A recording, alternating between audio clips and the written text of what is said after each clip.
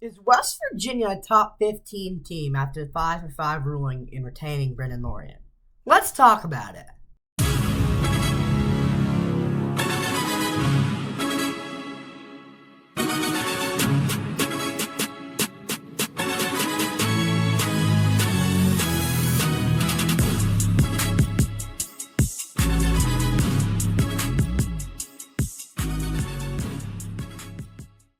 What's up, guys? Welcome back to your favorite podcast, the Hard Edge Podcast.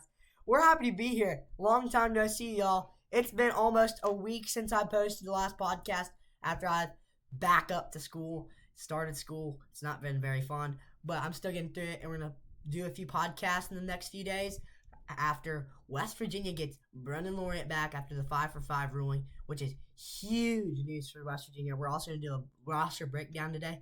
I already did one before a few weeks back, but it wasn't a full roster breakdown. It was just basically the starters. But today it's going to be a full. You're going to see it, the real deal with Brennen Lorient. So we're going to get straight into it. I've missed doing my podcast so much. I just have been so busy and just so stressed with school. And this is going to be really calming for me. So let's get straight into it. So the first person we talk about is our new guy. Technically not our new guy, actually. He's been here. And if you don't know him, his name is Brennen Lorient. He's a forward, 6'9". Last year, he averaged 11.9 points per game, 5.2 rebounds, and he shot 54% from the field. He had 45 blocks, which is very good, which led West Virginia to the crown victory, and he led West Virginia in blocks. He started every game, 34 out of 34. Didn't miss any, I don't think. He brought elite athleticism, strong finisher, and a very good rebounder. He was our best rim protector. Harlem Obioha didn't really block many shots. He blocked shots, but he wasn't like that elite chase down block guy like LeBron.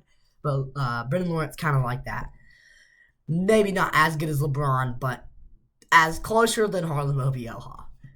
He doesn't need a lot of shots to impact the game. He impacts the game from steals, blocks, forced turnovers, passes. He can shoot the three. He can do anything. He's a Swiss Army knife. He's a good dunker. You saw a few poster dunks from him last year. One against Lafayette. One against Creighton. So he's a really fun player to watch. I'm really excited. I have him in my starting five. But for what we're going to be talking about today, I'm not going to leave Brennen Lorient in here today because we still don't know. The NCAA is forcing a lawsuit to back this new lawsuit that lets Brennen Lorient play, so they're going to kind of fire back at him. But he doesn't need much learning, Brennen Lorient. He's already been in the system, so he basically already knows. He's played for Ross Hodge a few years now after transferring from North Texas to West Virginia last year, and he played there at North Texas, so he knows Ross Hodge like in the back of his hand. He knows all of his plays, probably. He knows all the stuff he needs to know. So we won't be worrying about him not needing to learn stuff. The person I'd probably be most worried for is Amadou Sini, since he doesn't speak English. So my projected starting five right now without Brennen Lorient, because we still don't know 100% that he's coming back, is Miles Sadler, a 6-foot freshman. Finley Bizjack, strong guard, 6'4", and a senior.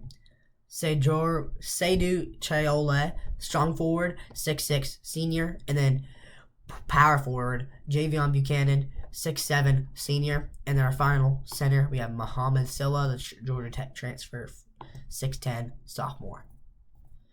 My biggest question is whether Sanin will eventually force his way into the starting lineup, the transfer from Utah. He's basically a Swiss Army knife. I talk about Swiss Army knives a lot because I think it's a really good kind of concept to talk about and compare players to. But Trey Ole and also Sanin are really Swiss Army knives. They can basically do anything. So I don't know if Sanin is going to be in the starting lineup, but Ross Hodge likes to do multiple roster combinations, and I hope he does that this year against bigger opponents, smaller opponents, faster opponents, stronger opponents. I hope he changes it up, not like he did last year. But he didn't have much time to recruit the guys he wanted last year, kind of like Rich Rod. So our first guy we're going to be talking about, our point guard, our freshman point guard, best recruit in West Virginia history. That's a little hint. And his name is Miles Sadler. Point guard, 6 foot, freshman, 170 pounds, 5-star recruit. First 5-star West Virginia's ever got in West Virginia basketball history, I'm pretty sure. One of the top recruits in West Virginia sports history. He's one of the best young players on this roster. Probably the best. Maybe not over time, but right now he's probably the best player on the roster. He came from Bella Vista Prep. He has very good time at point guard. He has very good quickness, ball handling, ability to create shots. He's also is young, so he's going to get better throughout the season. He's going to be a really good guy. If there's a press or anything like that, he's going to be able to get by them because he's one of the fastest guys you'll ever see in basketball. He's really good at layups. He's an elite layup package. You'll see some stuff from him that you won't see anywhere else. He also can dunk. Even though he's 6 foot, he tried to dunk on, I think it's the Chipotle Nationals Finals, and he failed. But he can dunk, so that's a pretty good sign for a 5'11", 6 foot guy. And hopefully he's still growing. I don't know if college, I'm not really a health guy, but I like to stay active, but I'm not really into that like terminology and stuff. I don't know if college kids are still growing, but hopefully they are because he can get taller and better. I really like him. I just really think he's going to be good. But the concern we have here is his size. He might get blocked shots, but hopefully his bag on his layup package and all his fancy footwork will help him out there. And what I think, I've seen this around a few podcasters, is Ross Hodge is trying to build up Miles Sadler to be like their player for the next few years. So they're trying to challenge him by scheduling all these big opponents. Like they just scheduled UNC a few weeks back, and they're playing Auburn and Florida and Virginia Tech and not Pitt this year. They might be playing Pitt this year. Yeah, they are. But they're putting some big opponents on their schedule. So I'm pretty sure they're doing this so they can get him ready for Big 12 play, which is probably the deepest and best conference in college basketball. So on to our second player, Finley Bizjack. Strong. He's basically a strong forward. Could be playing point guard. We don't really know. He's 6'4", 190 pounds, senior. He's from Butler. He's probably West Virginia's best shooter. He averaged 17.1 points per game at Butler. Third team All-Big East, which is a really good conference. They've been good for a few years now.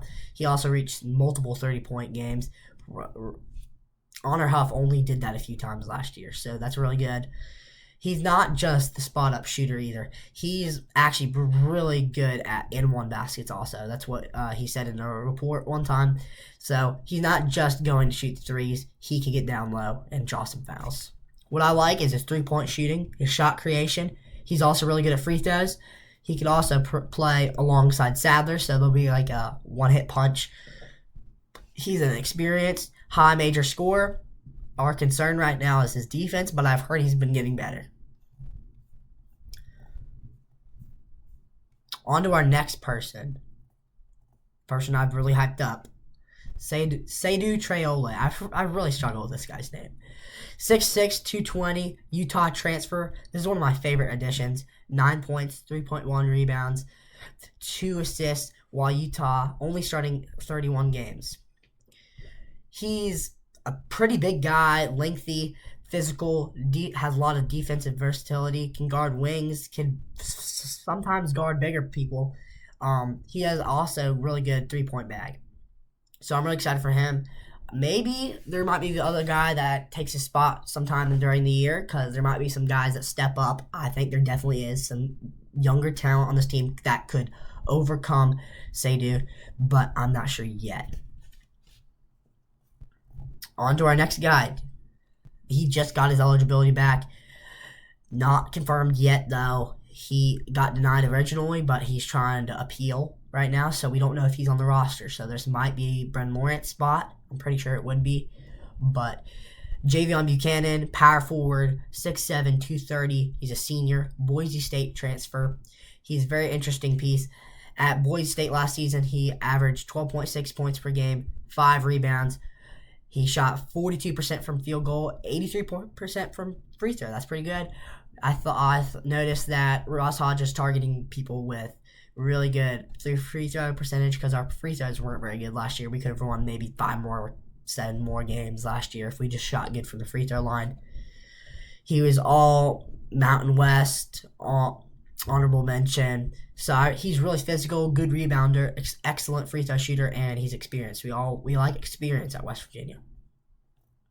He can also score without having the ball continuously, like you saw with Honor Huff. If he didn't have the ball in his hands, I felt like he had the ball in his hands every day, every game, every time. I know he's the point guard, but maybe he needed to pass a little bit more. But I know he was the leader of that team, but that's just an example. This guy doesn't need that. He can still score a lot of points without having the ball every play. Number 5. This is our starting 5. My last guy, he's one of my favorite players right now, Mohamed Salah. He's a center, 6'10", 240, Georgia Tech transfer. He's a sophomore. He was like potentially the best player on our roster until Miles Sadler came in. He's a former 4-star prospect, and he's still a 4-star. I think he was the second best center in the country, freshman center. I really like that. He's 6'10", 240, so he's tall and lengthy, but he's not like huge and a little bit chubby or like a Harlem Obioha. I like a center that can dunk and run, kind of like Victor Wembanyama. He's not as good as Victor Wembanyama, but I like a center that can be as athletic as a guard. So I really like Mohamed Salah's game. He's really good at rim protection, switch pace. If it's on defense and then he gets a steal, he can switch the pace really good and go for a lob. He's really good at defense, and he can also play some offensive game. He also has 3 years of eligibility left, so that's a lot of time left for him to develop and get better. He only played at 16 games at Georgia Tech, so West Virginia is also keeping healthy. I almost missed that, but I got it in there. Joseph Sanin. This is the guy that I think could be a sneaky good pick. He's our 6th man right now. 6'5", 200 pounds, St. John's transfer. I thought he was from Utah. Sorry, my bad. He averaged 7.9 points per game and 2.4 rebounds at St. John's. For only playing 37 games, that's pretty good. And starting 14. He scored in double figures 13 times, which is really good. He could be a good piece, kind of like DJ Thomas last year. I could see him doing like Sadler, Bizjack, Sanin, Traore, Silla. That could also be a lineup that I could see happening. This could be a really, really good lineup this year. I think this is one of the deeper lineups we've ever had in any sports. So I think this could be a legitimate, really good team. My favorite player right now. Don't overlook this guy. Amadou Sini.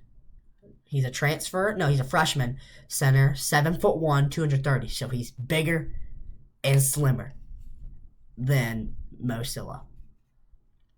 So this guy is going to be really fun to watch, I think. He's going to be a rim runner. He's going to block the glass. I just love this guy. He averaged probably, it was like 20, he had 20 rebounds in one game in the FIBA League.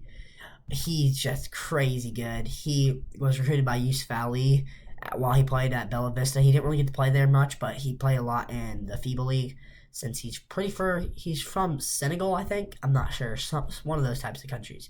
But I really hope he gets to play this year. I really like his game, and I think he could be a really good player in the future. I think he needs to bulk up a little bit because 7'1", 230, that's a little bit small, a little bit slim for a 7'1" guy. Harlem Obioha was a lot heavier than that and a little bit smaller. So I really like this guy, and I think he'd be a really fun player to watch for West Virginia. On to our next guy. Martin Somerville. He's a guard, 6'3", 185 pounds, a junior Florida State transfer. I think he's going to get more minutes than you expect. If there's any injuries, he's going to be most important in depth pieces and like game time decisions. He's really good off the ball defending. That's mainly his thing. He's not the best at offense, but he can sometimes get in there and do some offense. But the best thing is his defense. I think that's why Ross Hodge recruited him. We're on a little bit fast here. Our last guy, one of our last guards here, Amir Jenkins, guard, 6'2", 180, sophomore. He had a great year last year. He did good even with 2 injured shoulders, and he had shouldery. Even with 2 injured shoulders, he had 2 surgeries on both sides, so hopefully he's recovered by the season starts. But He will be okay by the time season starts, hopefully, but we don't know about the side effects. He had pretty good shots last year. Had a elite layup package, a really good fadeaway, mid-range package, and I think he could be a really, really good player for West Virginia in the future. Maybe he could be a backup point guard, third-string point guard if anybody gets injured. I just don't know about him this year. We're going to speed through some of these. Evans Barning, 6'7", 200 pounds, sophomore. He didn't really get to play much last year. He's developing still. He has size for wing, but didn't play last season, reclassifying and leaving high school early. So he left early, thought he was going to play, but he didn't really get to play. He probably isn't going to be thrown into a huge role immediately, but maybe he could come in some late game situations if we're up by a lot. So watch out for him if those late game situations. That's actually one of my favorite parts of the game. If we're I don't like to see the smaller teams get beat up on. I kind of like to see that, but I just kind of feel bad for the fan bases for the smaller teams. But my favorite part is whenever we're up by 30 or 20, they put in all the backups. Last year, 2 years ago, they put in all the backups. It's just so fun to watch. I just wish they'd do that more often. If we're up by 20 or 30 with 5 minutes remaining, I think, or 3 minutes remaining, they should put the people in. I just really like to watch it. And, I really rooted for that one guy, the smaller guy that was from Japan last year. I really hoped he'd get a basket. I really like to watching him. So that's one of my favorite parts of the games. Another player, we got MJ Freeney, 6'6", 190 pounds. Sophomore, he kind of has a guard/wing body. At 6'6", he has really good guard potential and perimeter player. He can maybe sneak into the rotation, maybe at the end of the games. And I think he can maybe be a really good developmental piece going into the future. I'm not really piecing my words together right now. I didn't really put much notes for MJ Freeney, but all I've got to say for these last few people is just watch out. They could develop into some really good players. One of our last players, we have a few more here. Keontae Graybear, 6'3", 185, transfer from some Louisville State or something, some smaller school. I think it was FCS, maybe, or JUCO, can't remember. 6'3", 185, freshman. I think he can actually get playing time and go into the rotation. He's really fast, and I think he could maybe be a backup to Sadler, or I'm not sure who's behind it. I haven't really kept track in basketball as much as I have with football. I just was look at my schedule. I'm oh no, it's getting close to basketball season. I need to pump out some videos for basketball. But I definitely think some of these guys can get time, even these younger players, but I need to look at the depth chart. I will make a depth chart prediction right before the season starts, though. Another guy we have, Max Ogeles. I don't know how to say his name. 6'7", 190. He's from Wheeling Central. Freshman, a West Virginia kid. He's unlikely to have, I don't see this guy playing even as a backup. But in the future, maybe he could play. He's an interesting developmental forward. But watching his tape, we watched his tape one of my first podcasts, it looked pretty good. He could dunk the ball, but West Virginia isn't the best sports state, so I don't see this guy playing. And a guy right here that I see playing, I see this guy playing in the future and being a star. Alio Doom, 6'10", 200 pounds, freshman. He's an international prospect from Bella Vista Prep. He's listed as center, but his athleticism gives West Virginia some line-up flexibility, so he could probably play some other positions. And if his offensive thing develops, he's really good at defense, but if his offense develops, he could be a star. So he could be stretch big forward type guy. But he's a rim runner. He's really fun to watch. He could slam down some one-handed dunks and through leg dunks. He's really fun to watch. As we close here, I think this is a legitimate top 25 team. We have a lot of depth at notable positions, and I think our defense will wear teams out. And this year, we just have so much strength and length. Last year, we didn't have much strength or length. Honor Huff, he didn't have much strength or length. Brennen Lorient was basically our only guy. And we had a few others that would pitch in a little bit. But this team has a lot of depth, way more depth than last year. And we don't just have one scorer like Honor Health last year. We have multiple. So I'm really excited for this year. I think we could make even a run in March Madness. This is a top 25 team, maybe even top 15 team. So I'm really excited for this year and hope we have a great year. What do y'all think in the comments? I hope you had a great day. Hope you all enjoyed this episode. And cue them country roads. Peace.